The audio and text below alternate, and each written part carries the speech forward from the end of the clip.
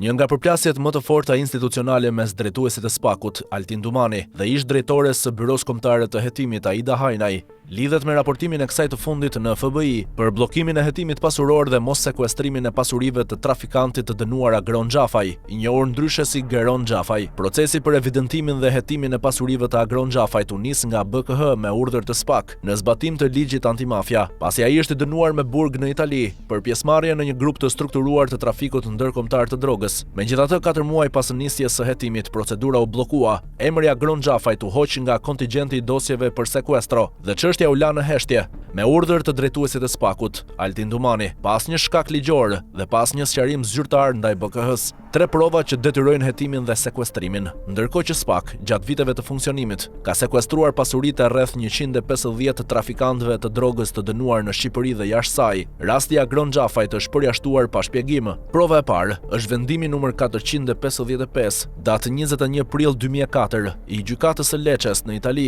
i cili e dënon Agron Xhafajn për trafik droge. Vendimi ka hyrë në fuqi në formën e prerë më 10 dhjetor 2008, ndërsa urdhri për fillimin e dënimit me burg është i datës 7 shkurt 2009. Prova e dytë lidhet me shtatorin e vitit 2018, kur Prokuroria e Përgjithshme dhe Ministria e Drejtësisë dorëzuan dosjen e dënimit të Agron Xhafajt te struktura Forca e Ligjit, e cila kishte detyrë sekuestrimin e pasurive të krimit. Emri i tij u hoqi nga lista për shkak se këtë strukturë drejtonte vllai i tij, Fatmir Xhafaj. Prova e tretë është krijimi i strukturës OFL në shkurt 2020 nga Ministria e Brendshme në bashkëveprim me SPAK, në listën me rreth 380 emra të kriminalëve dhe trafikantëve që do të nënshtroheshin hetimit pasuror. Emri Agron Xhafajt mungonte sërish. Ligji antimafia është i qartë. Përveç trafikantit të dënuar në hetim pasuror përfshihen bashkëshorti, fëmijët, vëllezërit, motrat, xhaxhallarët, dajat, hallat, tezet, nipërit, mbesat dhe krushqit. Në rastin konkret, nën hetim duhet të përfshihen edhe vëllai Fatmir Xhafaj, bashkëshortja notere, vajzat, dhëndri,